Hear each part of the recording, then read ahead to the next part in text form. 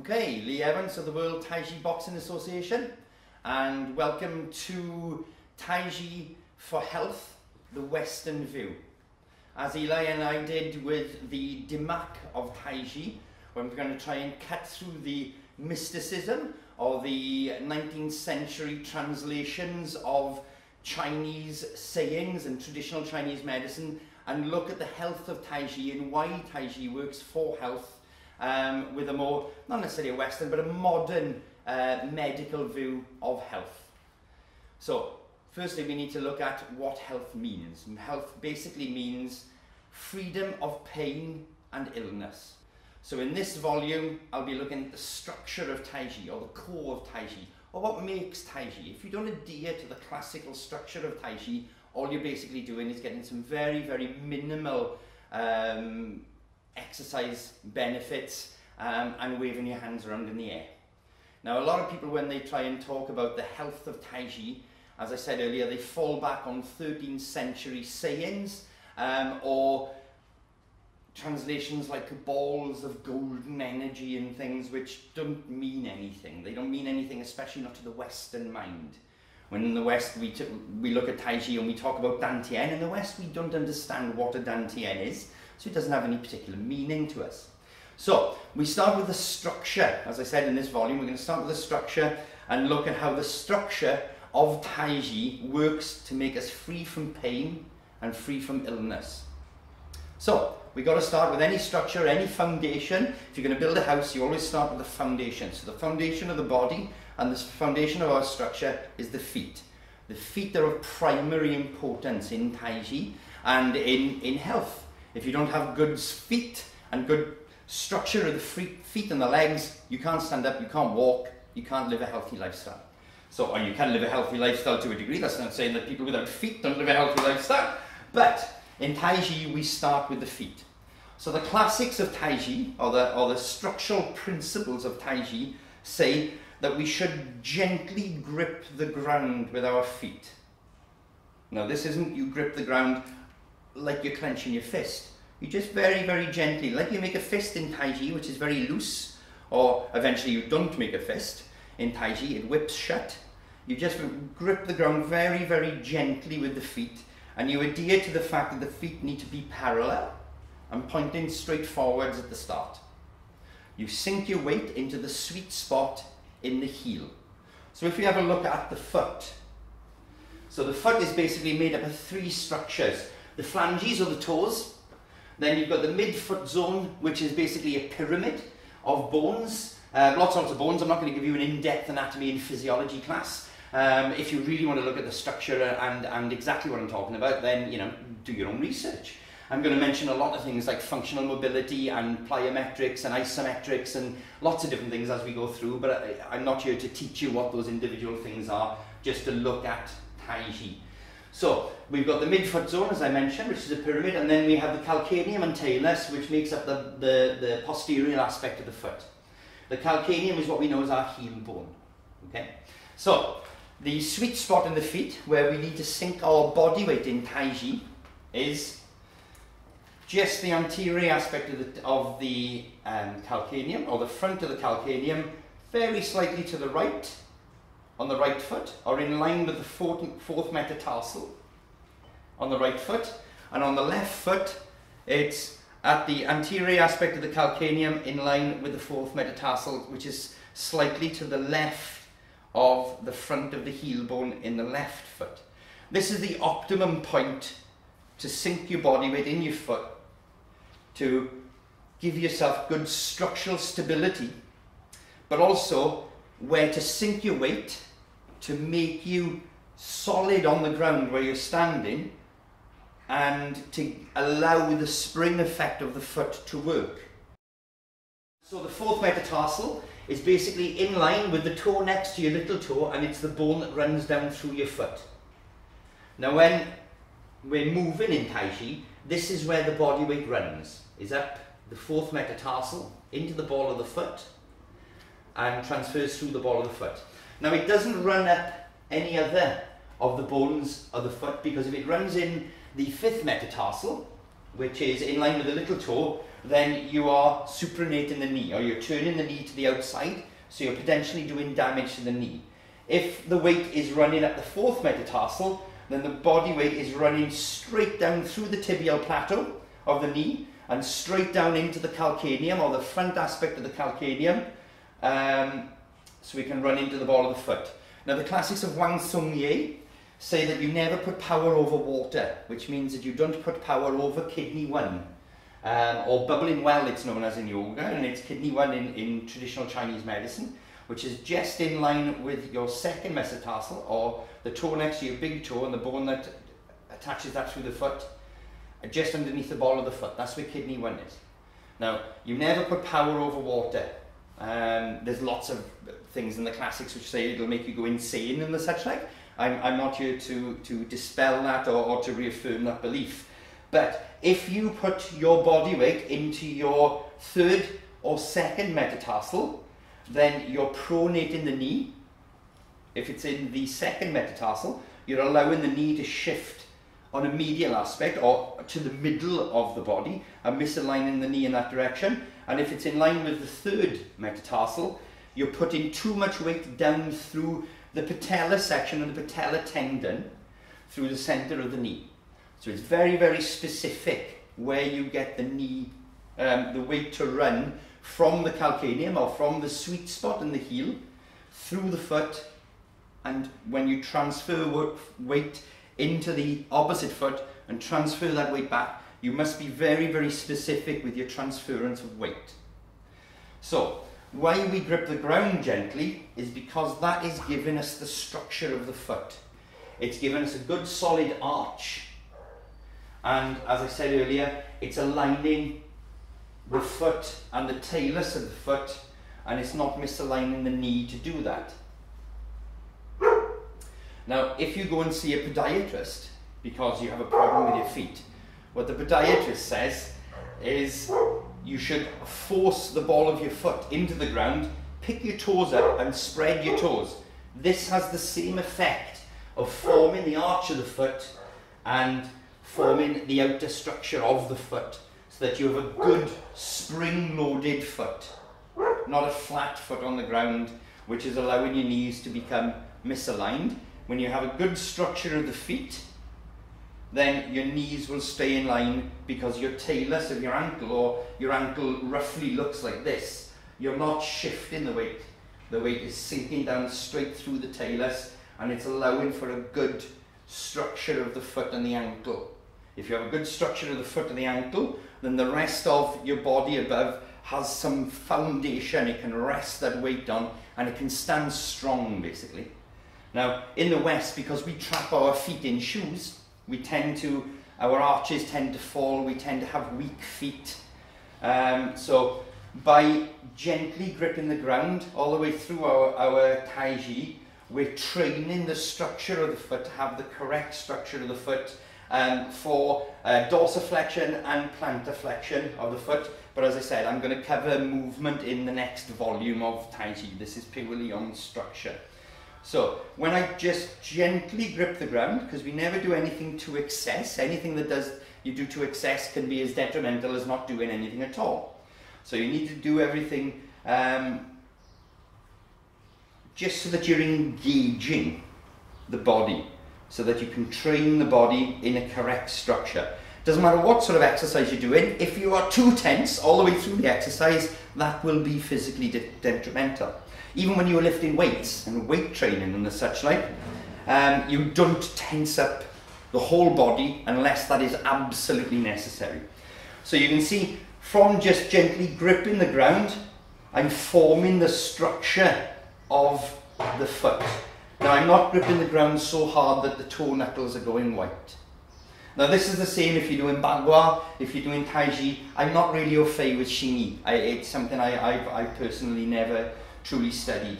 So when you're doing Bagua as well, in the classics of Bagua, you just gently grip the ground as you're doing your very, very specific Bagua walking. And in Tai Chi, we're very specific with where we're putting the weight, where we're aligning the knee, and where we're doing our steps. But as I said, we're going to cover the movement of Tai Chi in the next volume. So If we set the feet and the feet are in correct alignment, then we've automatically aligned the talus or the ankle. Okay? So by having the weight dropped into the sweet spot of the heel, the ankle is straight. If we have a straight ankle, then unless we have, you know, injury or birth defect, we've straightened the lower part of the leg because the ankle and the foot are straight. So the lower part of the leg then has a good alignment for the exercise of Tai Chi.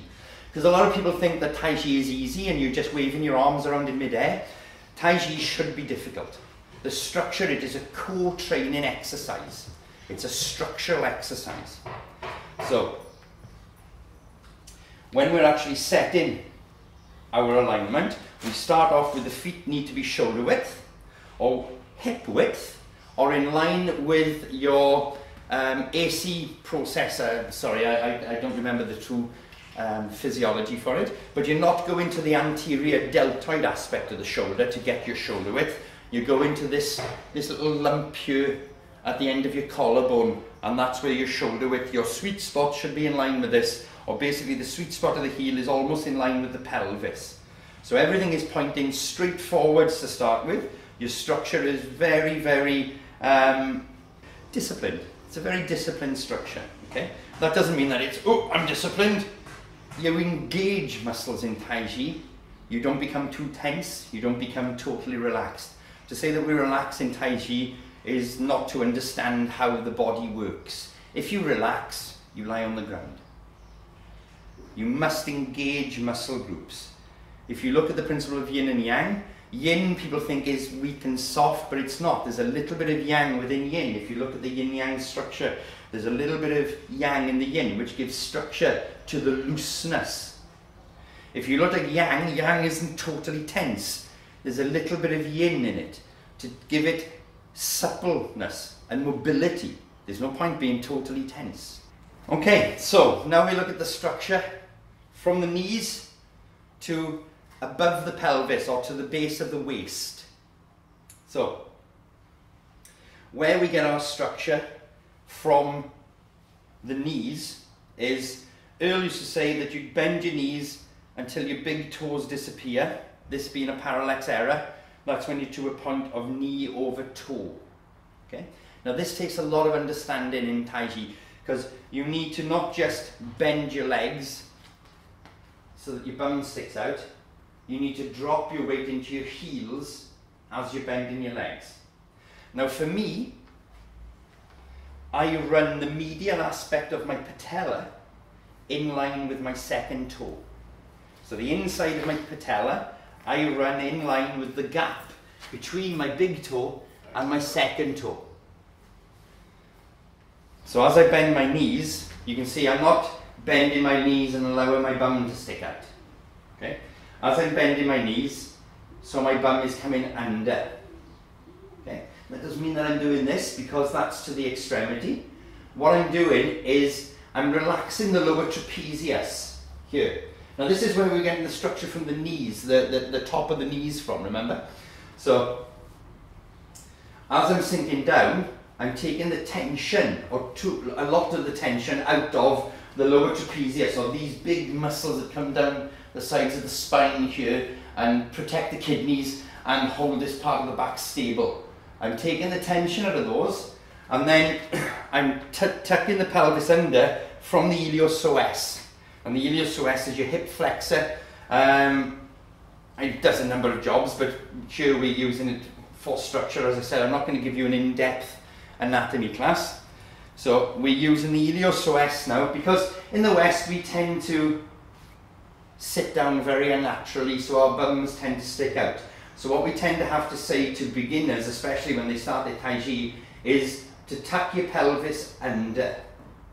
This is basically lifting from the iliopsoas, okay? And a little bit from the transverse abdominis as well down here. I believe it's the transverse abdominis.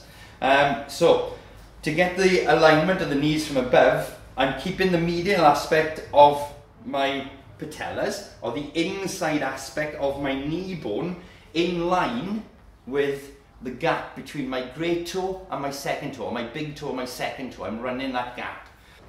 So, as I'm sitting down, so the pelvis is just tucking forwards a little bit. Okay?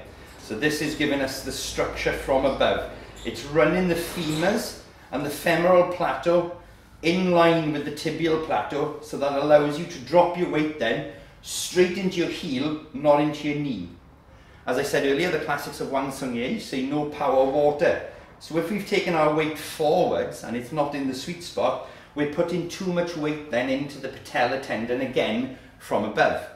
So as we sit down, the pelvis needs to tuck under slightly just to drop that weight now. The weight is going straight down into my heel because of the nature of gravity and structure. The weight is going into the foundation, it's not going into the upright structure of the leg. Exactly like you're building a house or you're building any sort of building, you want that weight to drop straight into the ground to be supported. You don't want the weight halfway up the structure, because then the structure isn't going to be able to move. So this is why in Tai Chi we're like a willow tree, we're not like an oak tree. We are yang below and yin above. This is your yang nature. We just tuck in the pelvis under, and that's giving us good alignment of the femurs and good alignment of the knees to a point of knee over toe. Okay, very, very easy way to get this as a beginner is to put a stick straight upright, bend your leg until your knee touches the stick, then drop your weight into your heel by tucking your pelvis under. Okay, it's just a very simple way of doing it. You can do that up against a wall as well if you want, as long as you're mindful to keep the weight in the heel and don't put it forwards in the foot, and don't let it deviate from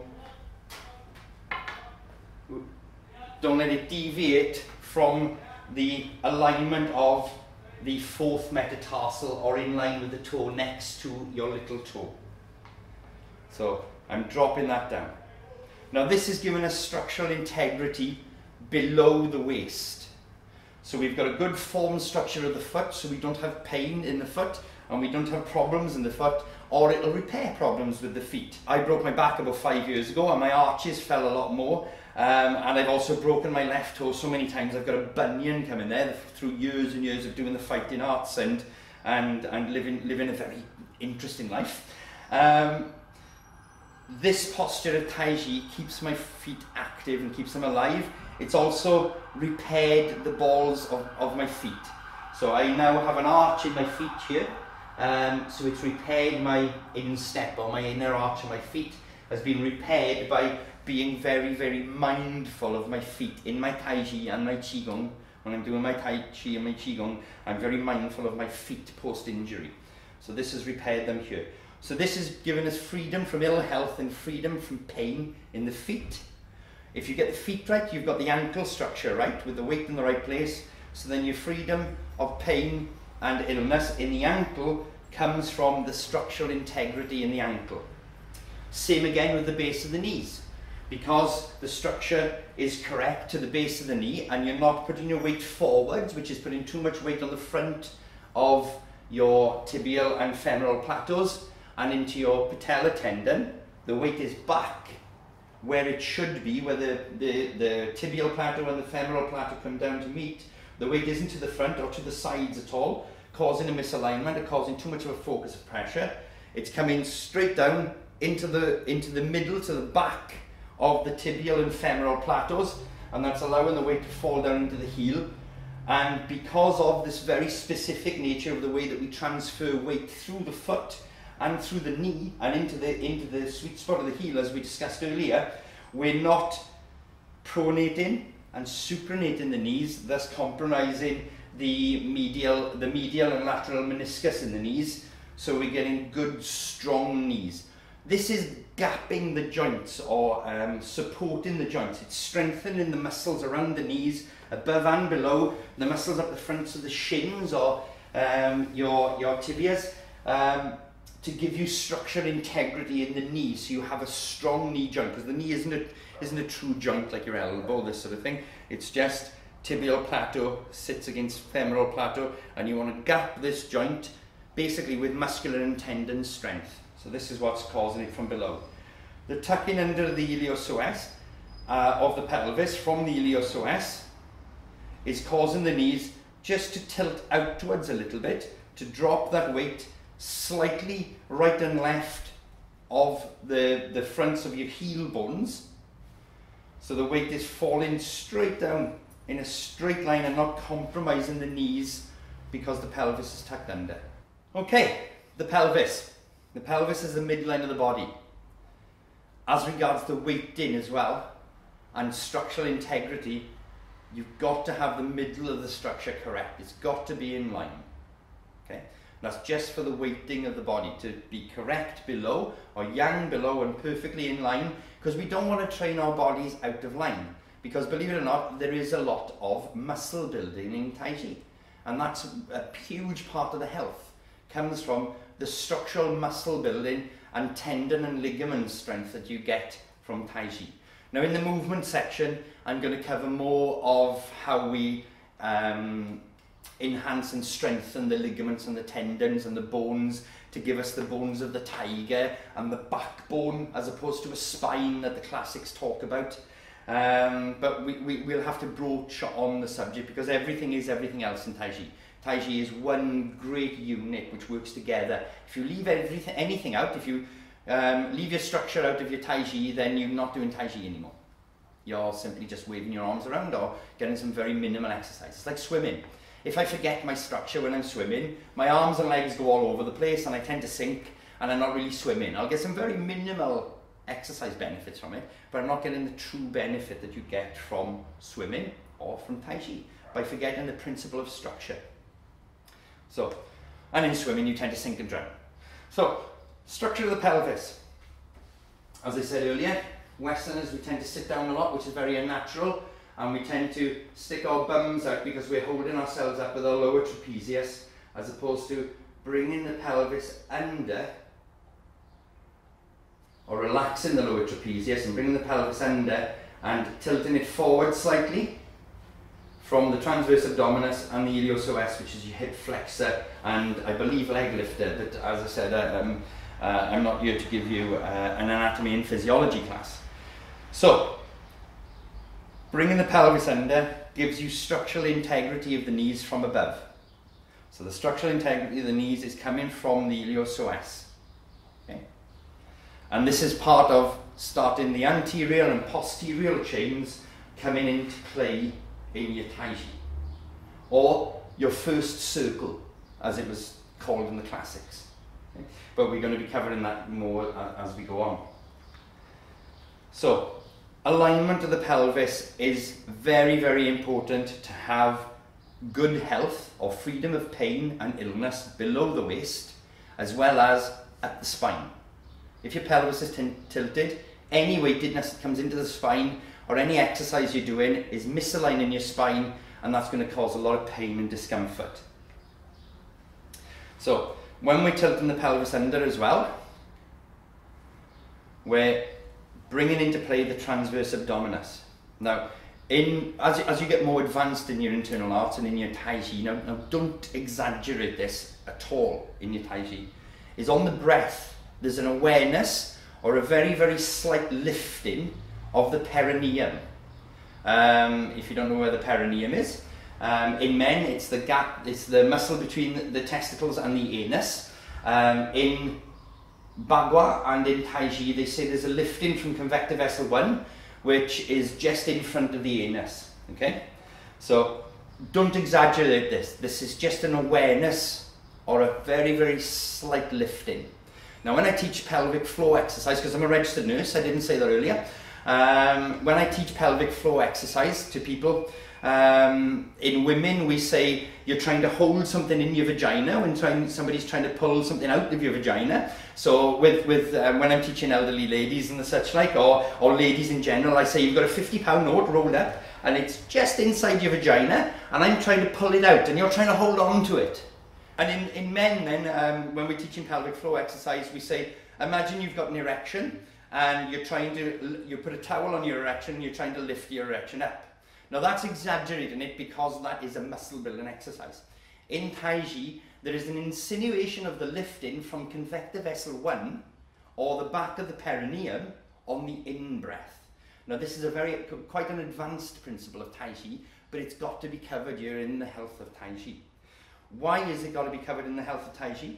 Because one of the greatest benefits of Tai Chi, and if we look back to the classics of Tai Chi, they say that Tai Chi gives you the secret of eternal youthfulness. Now that doesn't mean that I'm going to be able to beat up 20 men when I'm 104.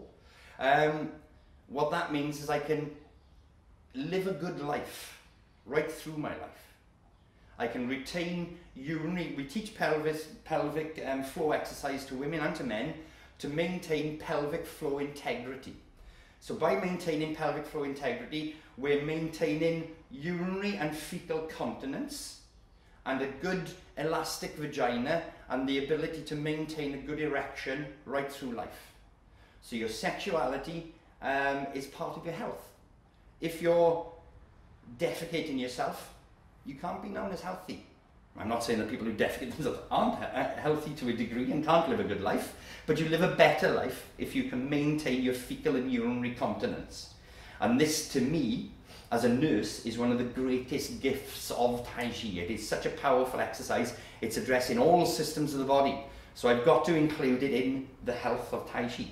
So by tucking my pelvis forwards from the iliopsoas, lifting slightly from the transverse abdominis and from the perineum or from convective vessel 1, not only am I connecting the meridians together, which we all know about, we all know, you've got to lift from convective vessel 1 to connect the governing vessel and the convective vessel meridians to form the first circle. This is, as I said earlier, the start of engaging the anterior chain and the posterior chain in your Tai Chi.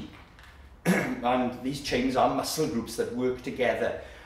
Some people call it fascial integrity. My understanding of fascia is that's not quite right.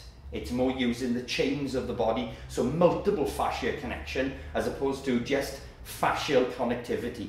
There's multiple fascial connection through different mechanisms of the body and different anatomical structures, but that's a very complex anatomy and physiology class. So basically, by tilting the pelvis under and lifting from the transverse abdominis, and this very, very insinuation of a lifting of convective vessel 1 or your perineum is not just aligning the pelvis so that you don't get hip pain and you don't get lower back pain. Also what it's doing is it's pulling the sacrum under so that you're using the paraspinal muscles, or the muscles right next to the spine, to keep your spine erect. As we get older, our ability to repair muscle groups and tendon groups tends to deplete. This is the nature of aging. So by training the spine to be as erect as we can, or as long as we can, or lengthening the spine to form the backbone, which the classics say, we're training the paraspinal muscles to help stop us stooping in. So you see plenty of older men and older ladies that have stooped in on themselves like this from sitting down too much and from the aging process in general. So we're trying to lengthen the spine, the lower spine, by tucking the pelvis under and turning off, not truly turning off or relaxing, but softening the lower trapezius, or softening these muscles here so that you're working more on the paraspinal muscles, and again, they are gapping the joints. Although the sacral spine is fused, we're going into the lower lumbar spine here. So by gapping those joints now, I'm not getting the vertebra pushing down on the nerve bodies that are coming out of the spine. I'm gapping that joint, so not only am I not getting back pain, I'm not getting associative pain through the groin and the bladder and everything from having this undue amount of pressure on the nerves. Okay, above the waist. So you've got the pelvis is to here and the waist is here, so we're going to go above the waist now. So, relaxing of the lower trapezius, as I said earlier on, is allowing us to work more on the paraspinal muscles. So this is where we start to go from an S-shaped spine to the backbone that they talk about in the classics. So for the classical posture structure now, you push up to the top of the head, or bang hui. you don't push up to the crown of the head. If you push up to the crown of the head, it sticks your chin out and it misaligns your neck and it misaligns your thoracic spine. If you push up to the top of your head, which is Bang Kui, which is basically, I believe, in Bang Kui are 1,000 meeting places in traditional Chinese medicine, or the top of the head, basically, in the Western idea, is straight in line with the ears, straight up to the top of the head here. So if you push up your spine to there, it will pull your chin in and up. You don't physically pull your chin in and up. So you can see that that has an effect now on my upper lumbar spine to my thoracic spine, because I'm losing some of the arch in my spine. So my pelvis has come under and I've pushed up to the top of the head. Now, we don't want to do this with too much tension because we need to have natural breath, is what the classics say, is we have the natural breath or baby breath. So there you need to relax your diaphragm or soften your diaphragm. I keep reverting back to the word relax, and it's not correct. It's more to soften the diaphragm. If you soften the diaphragm, and if you watch a baby breathing, when a baby breathes, its lower stomach, its abdominal area will go out and then come back in. Okay? So, to do that, I need to soften my diaphragm. Okay? So when I'm breathing, I'm softening my diaphragm. Now the classics say, sink your breath to dantian and circulate the breath up the spine and then down the front of the body. So you're circulating your breath. This is part of your first circle of Tai Chi and the circulation of your breath. The Western view is, and this is how we're starting to teach asthmatics to breathe and people who have panic attacks and other respiratory problems, is to relax the diaphragm so that you can breathe down here, because a lot of your lung is actually below your ribcage, below your diaphragm. I'm not going to go in depth to it because one, I'm going to get it wrong in the way that I'm showing you because I can't show you where my lungs physically end. But by breathing down here into your lower abdomen and into your abdominal mass, one, I'm utilizing the correct muscles for breathing, and two, I'm filling the lower lobes of the lungs. Okay? Then the breath rises up the spine. So this is part of pushing up to the top of my head now. So I breathe in to dantian on my lower stomach, my lower abdominal, and then it rises up the spine. So when it rises up the spine, I'm filling the mid section of the lungs, because you've got 5 lobes on the right and 4 lobes on the left of the lungs, because there's got to be some room for your heart to sit. So in the West, we tend to breathe very shallow and very up here because we want to be big and tall, which is making us structurally weak. And it's not training the body correctly, and it's misaligning the spine. So when I breathe here, up the spine, you can see that the spine is raising without me standing up and without my chest rising. Okay? So I breathe up the spine here. Now this is, again, training my paraspinal muscles, because I'm pushing up to the top of the head and I'm breathing up my spine, breathing up the back.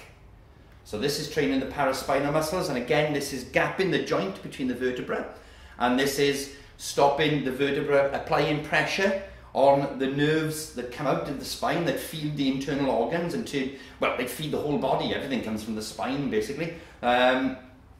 So I'm relieving myself of pain and illness by giving my spine integrity.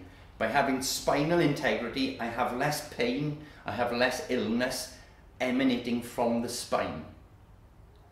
So the last part of the breath in the classics is to breathe into the top of the head, or to breathe into the tops of the shoulders, is how we teach it in Western medicine, or in medicine. Now, it's not just Western medicine, isn't it? You know, they teach the same in Australia and New Zealand and in South America. So when we're breathing, the breath is coming in to dantian, filling the lower lobes. It's coming up the spine, filling the mid lobes of the lung. Then it's coming into the top of the head, or the tops of the shoulders, and it's filling the upper lobes of the lungs without raising the chest and compromising the spine and the thoracic region here.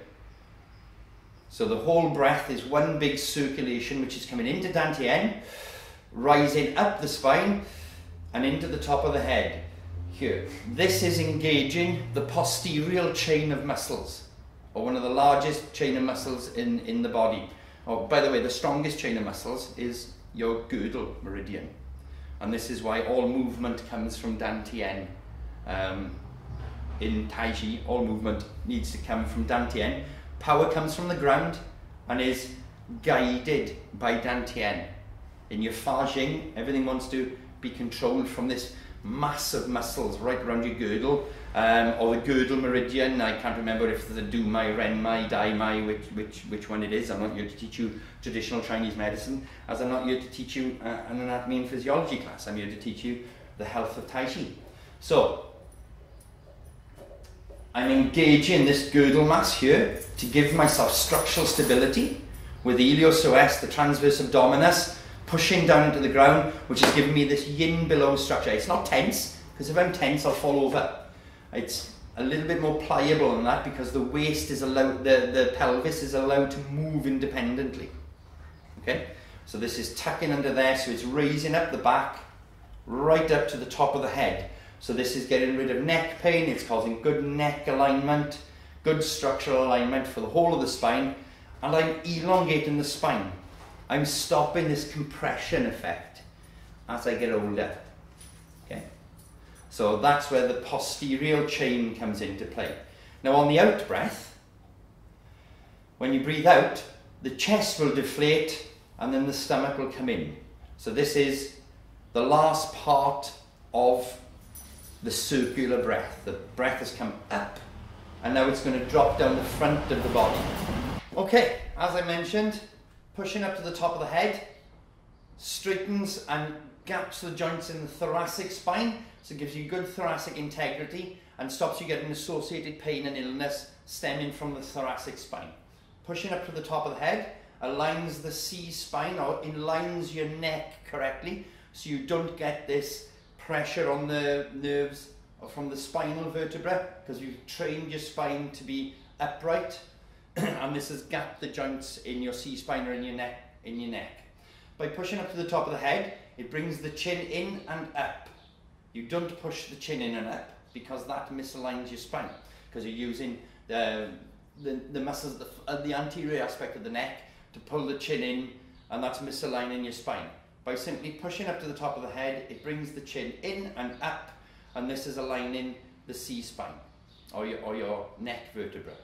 Now in quite advanced Tai Chi, or in Tai Chi, because you've got to start learning somewhere, but it all becomes the one great whole in the end. You have not a big smile on your face, which makes me look insane anyway.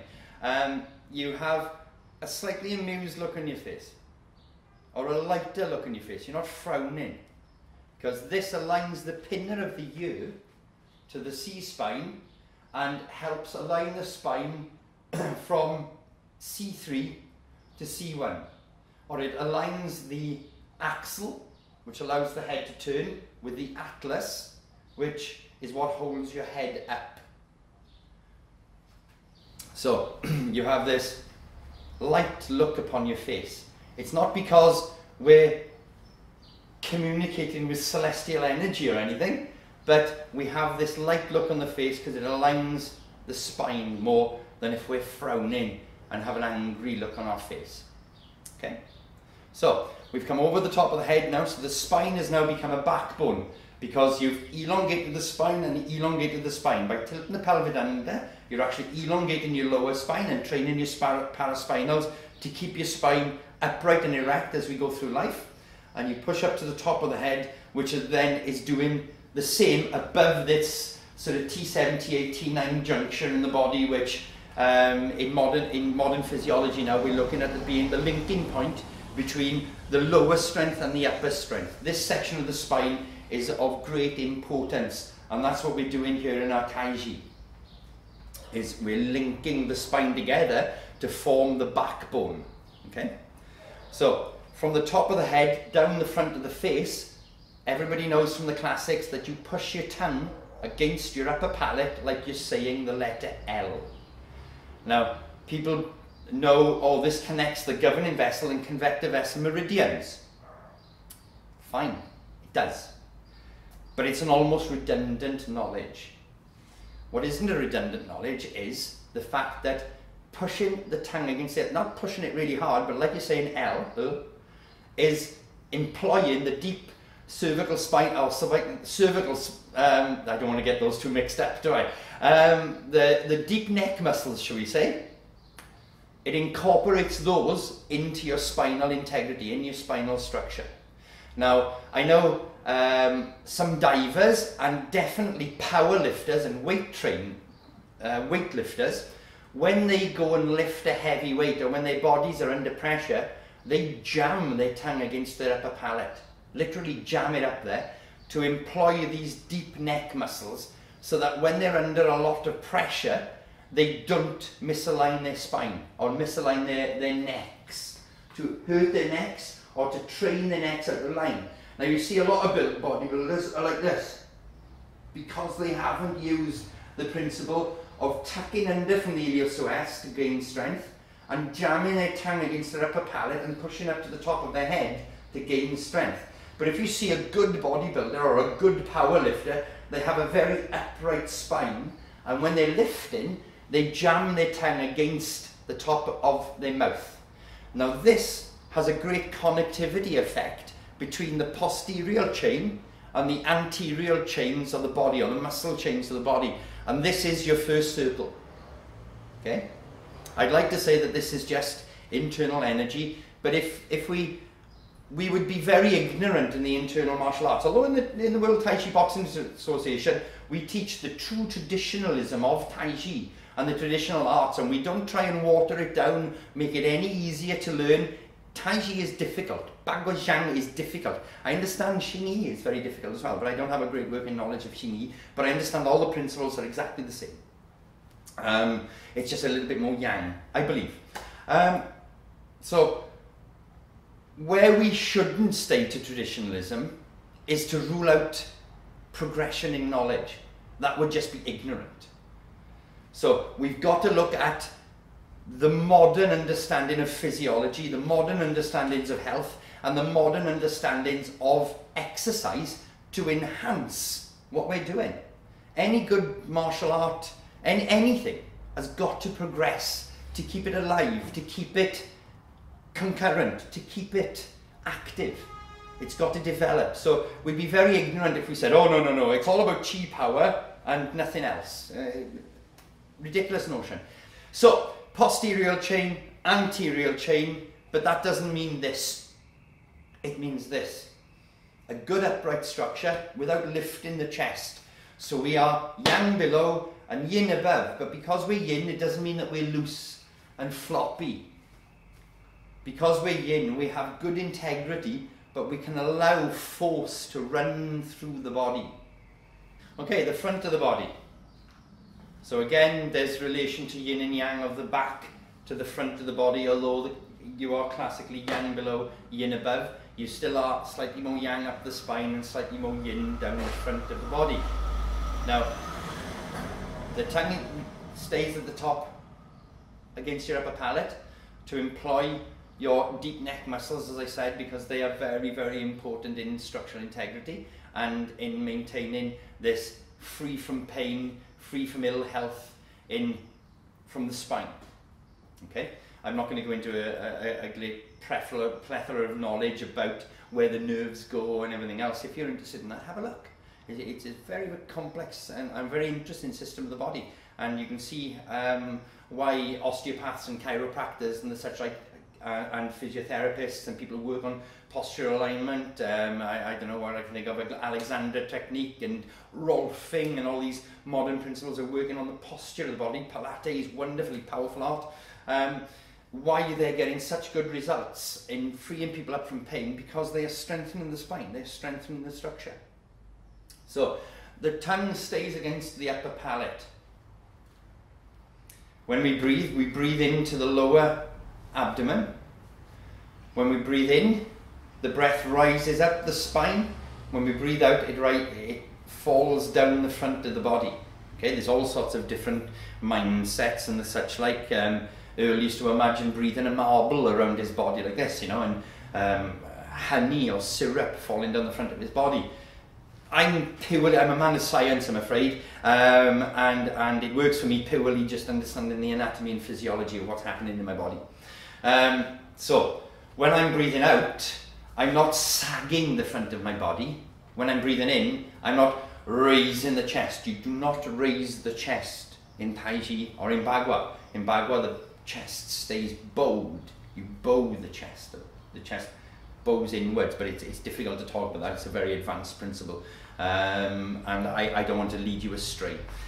So, when I'm breathing out now, my stomach isn't going in, because that would be tension, pushing in from my abdominal mass. What I'm doing is I'm just allowing my stomach to collapse. So I'm inflating from the lower lobes as I breathe into my stomach, or as you breathe into your stomach, you're inflating from the lower lobes. Then the breath rises up the spine, fills the mid lobes, rises to the top of the head, fills the upper lobes. Then as you breathe out, the opposite happens. So the lower lobes deflate, the mid lobes deflate, and the lower lobes deflate.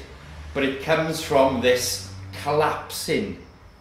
Part of your Bagua principles is to collapse, which is the waist, but also to collapse from the abdomen. And this collapsing from the abdomen isn't that I'm forcing the abdomen in, it's just as the breath comes out. So the abdomen doesn't contract, but it just flattens out a little bit. So breathing in naturally rises the spine, and then as I breathe out, the breath is going to come from the chest, but it's all happening in unison. So it's dropping down the front of the body here. So that's the anterior aspect, or the front of the first chain or employment of the anterior chain of movement. When you're doing certain moves in your Tai Chi form, there is a forward compression. Now your forward compression is actually an elongation of the spine and a collapsing of the abdomen of the body as you breathe out. So your forward compressions are done usually, I can't really think of an exception to the rule. If anybody can think of an exception to this rule, then great, you know, put it on the bottom of the video or write to me an email and let us know. So as I'm doing my out breath, my forward compression, I'm collapsing in and employing the anterior chain and the posterior chain. So my spine is just getting a little bit more erect, a little bit more upright, a little bit more structural integrity. And so that's grounding my energy, it's grounding my weight. Okay, the last part of your structure is the arms and the hands. Now that armpits, we used to call them the quads. In the classics, they're known as the bridges of the body. Bridges, because they stay open, they don't collapse. Bridges don't collapse. Yes, in very, very advanced Tai Chi, the arms do different things, but essentially, this stays open. The classics say you should be able to get an egg or a fist sideways in your armpit, even when your arm is down low, even when you're doing one of these lower sort of elbow structural movements, you should still be able to get a fist sideways in your armpits. The bridges keep your connectivity open. If I drop there, I've got no connectivity now between my hand and my spine. There, I've got connectivity between my hand and my spine, whether I'm punching or whether I'm doing something very nice, as opposed to something quite nasty. I still need to have this structural integrity to be able to draw power up my spine and focus my energy on my power forwards. Okay, so the armpit stays open. Now what we don't do is lift from the shoulders. The shoulders do not rise, they stay in a midsection and they don't lift. So you don't lift from the trapezius, here, and you use minimal effort of your deltoids, which are the muscles here of your shoulder. Obviously there's some movement of the deltoids because they give direction to the arms, okay? So there is some employment of the deltoids, but it's not lifting the arm. The arm lifts from the spine, and this is where we go in now into the realms of the C-back and things like that, which I'm not addressing in this video, unless somebody really wants me to, and then I'll do another video on the C-back. In fact, I may do one of the later volumes purely on the C-back or the more advanced structures of Tai Chi. But these are meant to appeal to the majority of people who are practicing Tai Chi, whether you recognise that you're doing an extreme fighting art or whether you don't, although we will address that later on. So you should be able to get your fist sideways in your armpit, so you are lifting from the rotator cuff. Basically, you're employing your rotator cuff of your armpits, so it's the subscapularis, the serrators, the lateral muscles, these sort of things, which actually give integrity to the shoulder. Look at the rotator cuff. If you really are interested in what the armpit is doing, look at the rotator cuff. And that gives you the idea of which muscles you're using to motor the arm. The hand in Tai Chi, in structure in Tai Chi, almost does the same as the foot. Okay? Only it doesn't grip the ground. Okay? But it's almost constantly doing a grip, because the classic says you keep the dragon's mouth open. This is the dragon's mouth. Or that little bit of skin between your index finger and your thumb wants to be as straight as you can get it without it being taut. It doesn't want to be under tension. This, in traditional Chinese medicine, is stimulating colon 4, which is in this region. If you stimulate colon 4, you're stimulating Lao Gong in the palm of your hand. Okay? You're keeping the hand open. It's neither tense nor loose. It's not totally floppy and loose. Although Sung means a lack of awareness of movement of the wrists, so you need to allow gravity to have a certain degree of effect on the hand. You keep the hand open. Okay? Eventually you'll end up with the tidal palm. You see people doing lazy Tai Chi and their hands aren't open, then there's nothing happening in their arms. Okay? The mechanism of keeping the hand open whilst you're moving around is enhancing your structural integrity of your arm and increasing the strength and elasticity of the tendons and ligaments and muscles that operate your hands. Okay? We are bipendular primates which have double opposing thumbs, so the hand is very, very important. If I let my hand die, there is now no signal going to my hand. So I don't have a synaptic response going to the hand, so I don't have energy going to my hand. By keeping my hand open, I have energy going to my hand. We are doing a physical martial art. We are utilizing the hands. So we need to keep the hands open. There's a certain degree of integrity in the hand which you retain, like the certain degree of integrity in the feet, which you retain all the way through your Tai Chi form. Doesn't matter what your hand is doing, whether you're punching or not, there's a certain amount of integrity and focus on the hand to get energy to run to the hand. Now when I'm talking about energy, as I said, I'm not talking about magic in any way. I am purely talking about either the movement of forces as regards Newton and his physics, or physics, not just Newton's, or whether I'm talking about the electrical impulses which tell my hand to stay open. That to me is Qi. If I have this electricity run into my hand to do a certain job of work, then I'm giving my hand good integrity and good energy. Okay, standing in Wuji, or adhering to the principles, or settling yourself into your form, or what Master Earl used to call your preparation. Your preparation for your Tai Chi is your Wuji. This is where you start to employ the principles, or the structure. So Wuji translates as non-war, no angles, or circles. So non-war, no angles, no extremities. So everything becomes rounded and softened in your structure. So when we start our structure now, we're standing in our Wuji, we never just go, right, I'm going to do my Tai Chi now, and you're away. Okay? You need to settle into your principles of Tai Chi. And I know it looks like, oh, I'm becoming all meditative, but what I'm actually doing is I'm focusing, I'm coming in, I'm going into my body, and I'm trying to understand my principles, and I'm bringing my principles into play. Okay? So when I'm going to stand in Wuji now, I start with my feet. So because my feet are a bit broken and I have many injuries, my left big toe points off. If I'm facing the north, my left big toe points off to the north-northwest. My right big toe tends to go north-northeasterly because I've broken my feet so many times and my arch is dropped. So where I go now is I make sure that my metatarsals, my first metatarsal, or the metatarsal, the bone through the front of my foot, which is in line with my big toe, is pointing to the north. Then I get my big toe and put my big toe so that my big toe is pointing to the north as well. Okay, so this is purely me, how specific I have to be with my feet now, because my feet, I've destroyed them over many years of living a wild life. So I do exactly the same then with my left big toe, is I align the metatarsal to face the north, then I align the toe to face the north as well. Then I grip the ground, just gently, not enough to make the knuckles of the toes go white. Okay? Then I sink my weight into the sweet spots of my heels. Then I unlock my knees and make sure that when I unlock my knees that my weight doesn't come forwards. It sinks straight into the sweet spot of my heels. To do that, my pelvis has got to align. My pelvis has got to come forwards.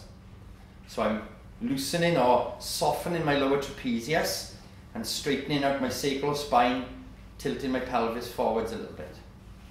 Then I push up to the top of my head, which brings my chin in and up slightly, and put my tongue against my upper palate.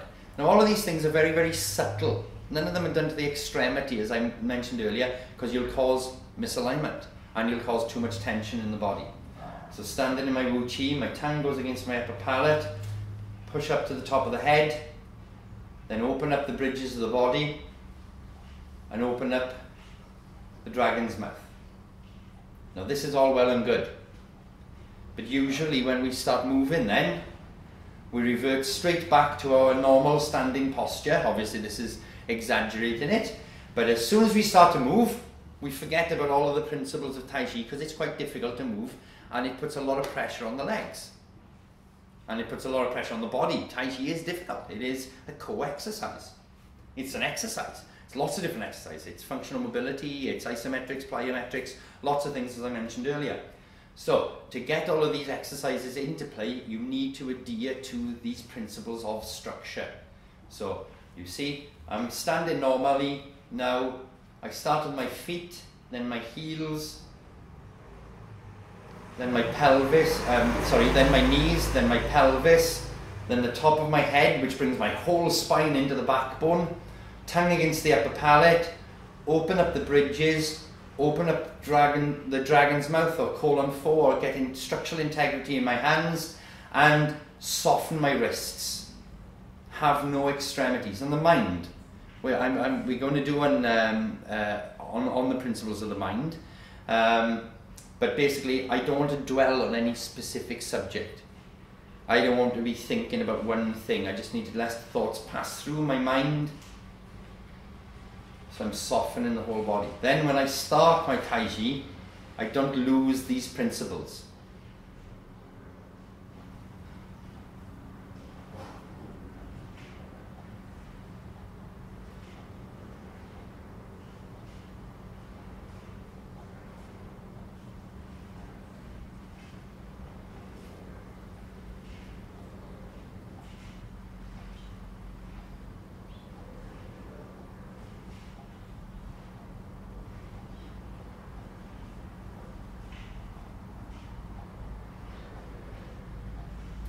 Now the classics of Wang Sung Ye again say that everything of your Tai Chi should be in your first movement.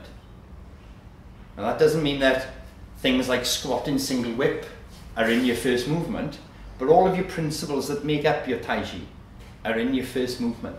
If you start your first movement and you've got yourself into your Wuji, into your preparation, you've got all your structure in play, all your principles are correct, and then you start to move and you stand up and your bum sticks out and you lose all the integrity that you've built up in your body, you don't have all of your principles in play in your first movement of your Tai Chi form. So that's the end of the first volume of the Western idea or the modern idea of why Tai Chi is good for health.